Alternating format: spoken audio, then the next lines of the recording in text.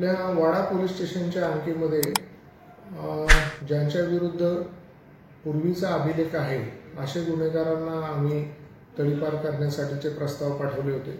त्यापैकी विशाल तुकाराम गायकर उर्फ गोट्या याला तडीपार करण्यात आलेला आहे। तसंच भास्कर दळवी याला देखील तडीपार करण्यात आलेला आहे। या दोघांविरुद्ध एकाला 57 कलमान्वये आणि एकाला 56 कलमान्वये तडीपार केलेला आहे। या दोघांना 2 वर्षासाठी पालघर, ठाणे आणि नाशिक अशा 3 जिल्ह्यातून तडीपार केलेला आहे। या व्यतिरिक्त आणखी कारवाई आमची चालू आहे।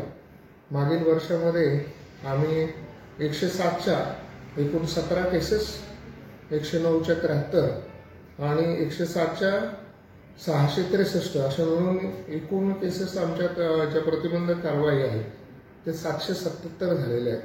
त्याच्यामुळे आपल्याकडच्या गुन्ह्यांचं प्रमाण बरेच नियंत्रणात आलेलं आहे। तर जे तडीपार झाले यांच्यावर किती गुन्हे दाखल आहेत?